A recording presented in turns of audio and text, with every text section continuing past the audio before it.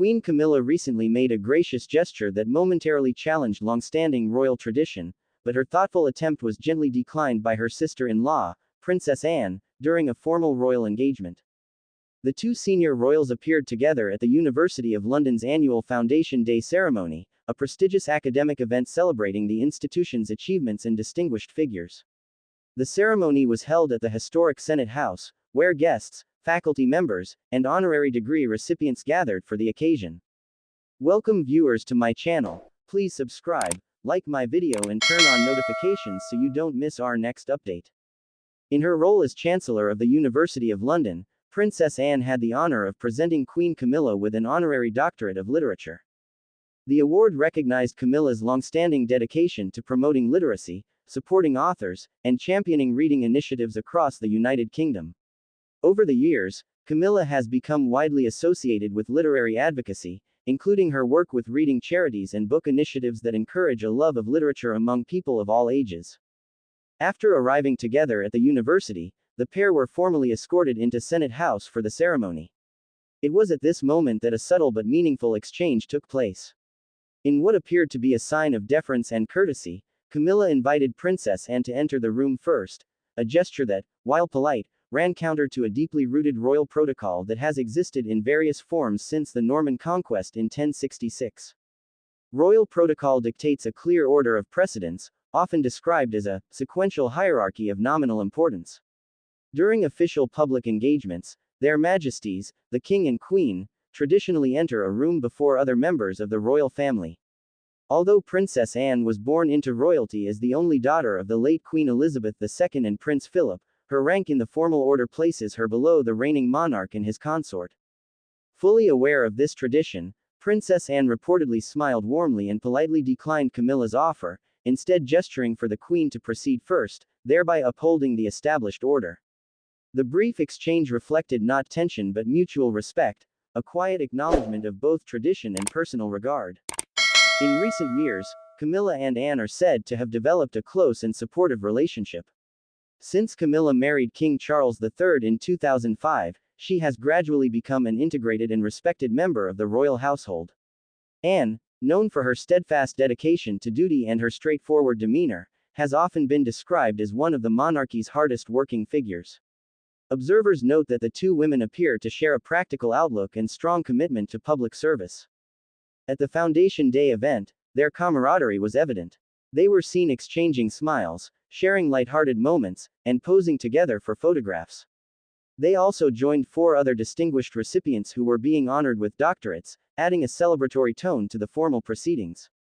However, just days after the engagement, Queen Camilla was forced to withdraw from a major public appearance due to health concerns. She had been scheduled to attend the annual Royal Variety performance at the iconic Royal Albert Hall in London, a glittering evening that draws leading figures from the entertainment industry. The Royal Variety performance is one of the most anticipated events on the royal calendar and serves as a key fundraiser for the Royal Variety charity. Unfortunately, Camilla had been battling a persistent chest infection for much of the month. According to a statement from Buckingham Palace, she continued to experience lingering post-viral symptoms, and doctors advised her to rest. With great regret, she has therefore withdrawn from attendance at tonight's Royal Variety performance. His Majesty will attend as planned, the palace announced shortly before the event. As a result, King Charles attended the star-studded evening alone. The appearance marked a notable milestone, as it was his first time attending the Royal Variety performance as reigning monarch.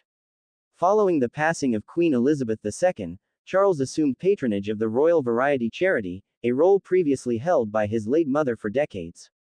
Though Camilla's absence was felt, the circumstances underscored the importance of health and rest, even within the demanding schedule of royal life. Meanwhile, her interaction with Princess Anne at the University of London offered a rare glimpse into the subtle balance between personal courtesy and centuries-old tradition that continues to shape the modern monarchy. The grand facade of the University of London stood in solemn elegance beneath a pale autumn sky, its historic walls bearing witness to generations of scholars, statesmen, and sovereigns. On this particular morning, however, the atmosphere carried a heightened sense of ceremony. The annual Foundation Day was not merely an academic celebration but an occasion where tradition, prestige, and royal presence intertwined in a display of British pageantry that stretched back centuries.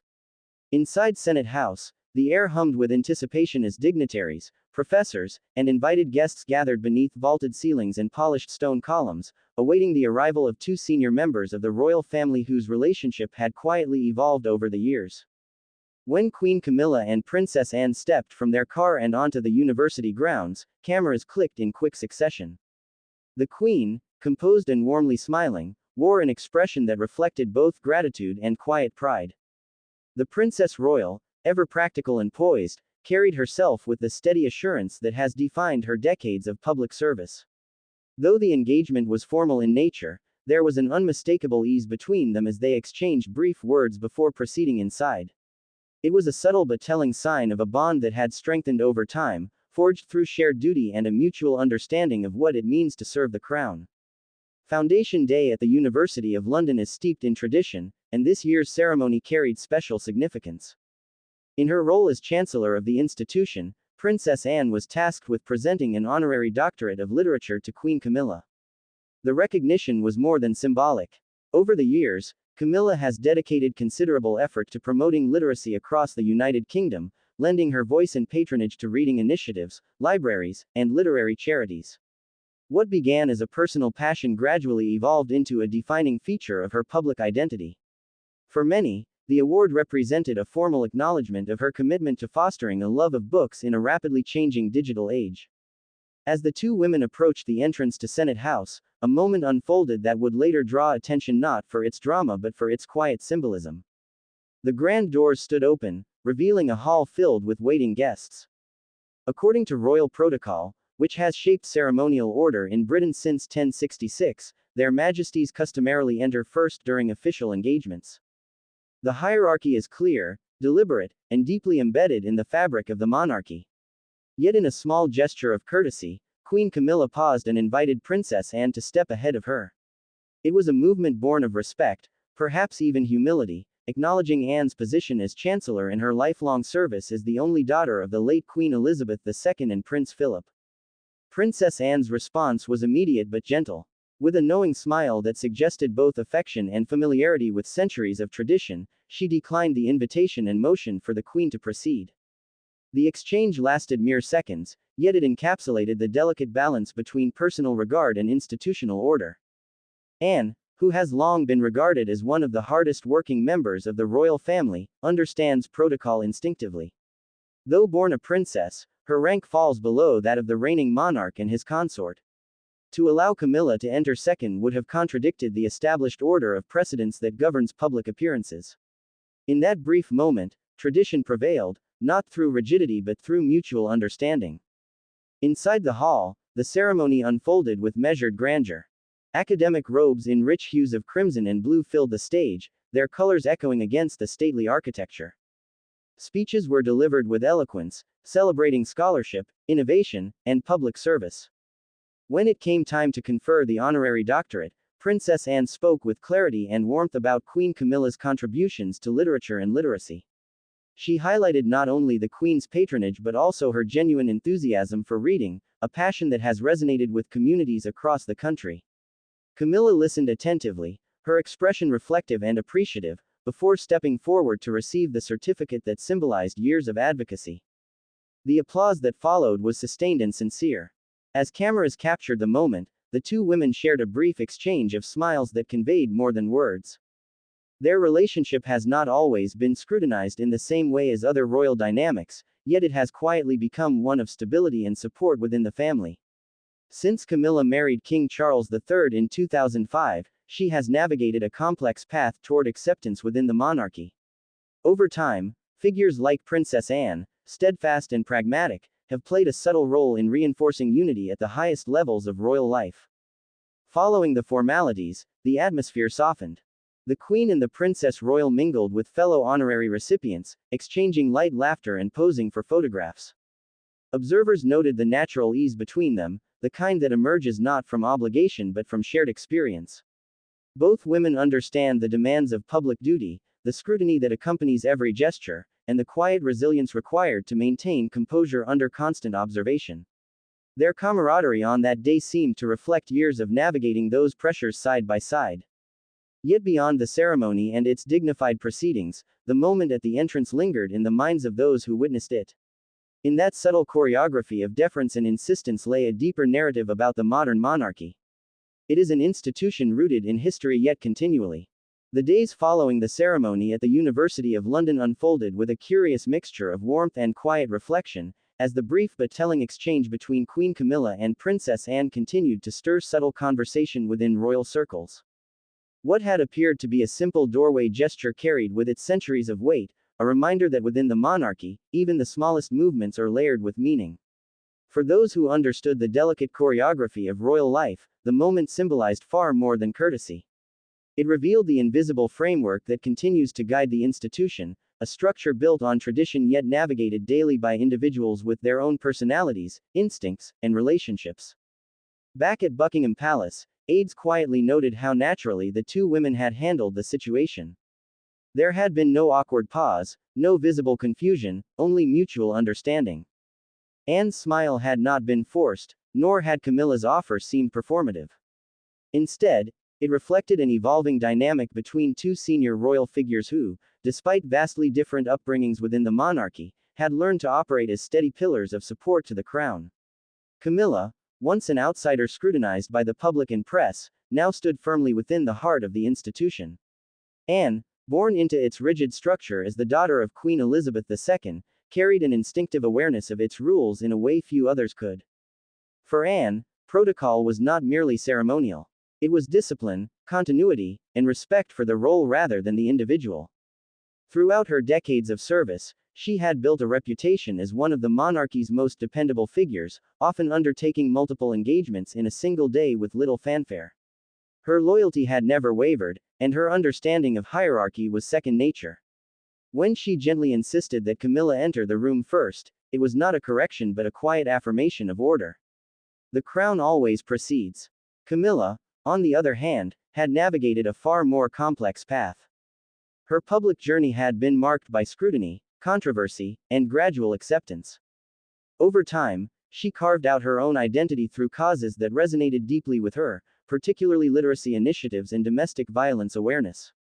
The honorary doctorate recognized not only her patronage but her persistence. That persistence had defined much of her life within the royal sphere.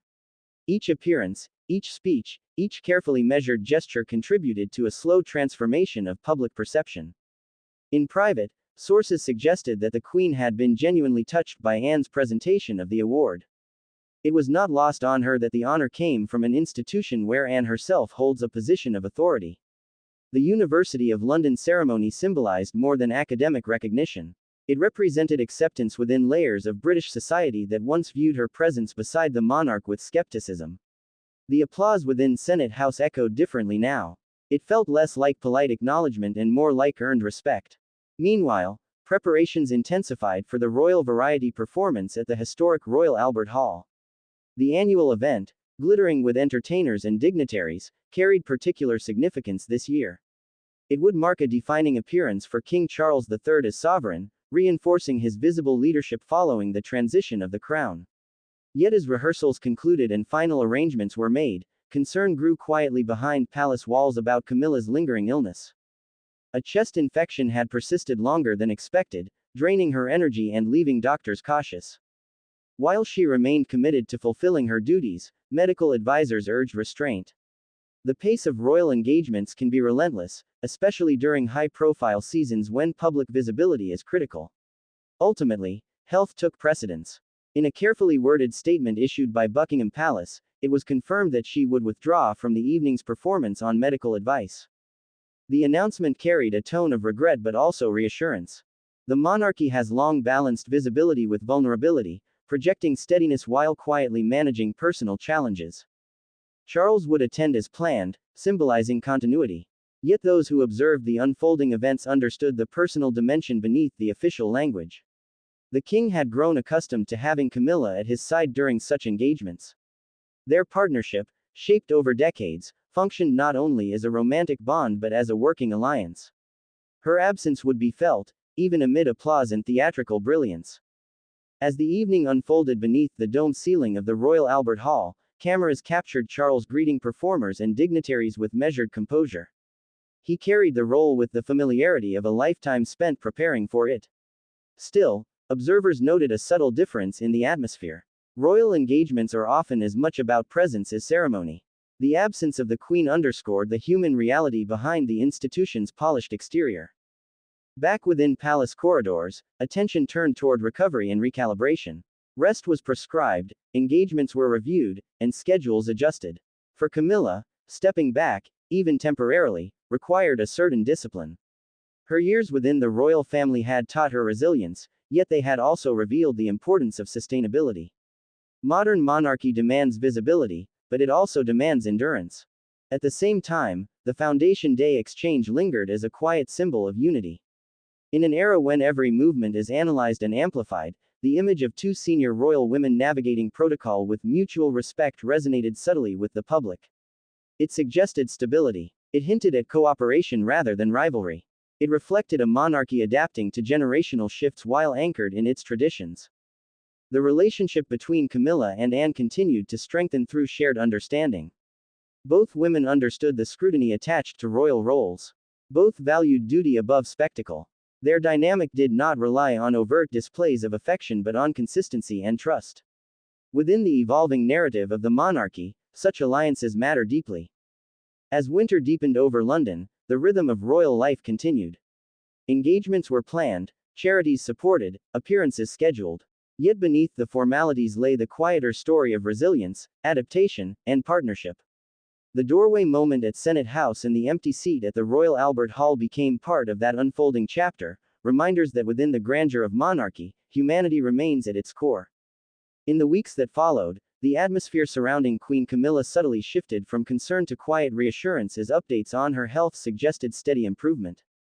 Though her withdrawal from the Royal Variety performance had been framed as a precaution, it nonetheless reminded the public that even within the grandeur of monarchy, physical limits cannot be ignored. The image of King Charles III attending the glittering evening alone at the Royal Albert Hall had lingered in headlines, symbolizing both duty and the personal cost of royal responsibility. Behind palace walls, however, recovery was progressing carefully. Medical advisors emphasized rest, reduced engagements, and gradual re-entry into public duties. Camilla, known for her steady temperament, reportedly accepted the guidance with pragmatic resolve. Those close to her observed that years within the institution had taught her patience. There was a time when every absence would have invited speculation, but now the tone felt different. The public narrative had evolved. Where once criticism dominated, there was now measured sympathy and acknowledgement of her commitment to service. Meanwhile, the quiet strength of Princess Anne continued to shape perceptions of stability within the royal family. Anne maintained her demanding schedule, attending engagements across the country with her characteristic efficiency. Observers often remark that she embodies the late Queen Elizabeth II's unwavering sense of duty. That legacy of discipline seemed particularly significant during this period, as the monarchy navigated both transition and adaptation under a new reign. Within royal circles, the Foundation Day ceremony at the University of London was still discussed in thoughtful tones.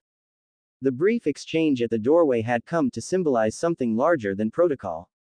It reflected a relationship defined not by competition but by clarity. Anne's polite insistence that Camilla enter first reaffirmed hierarchy, yet it did so without diminishing personal respect.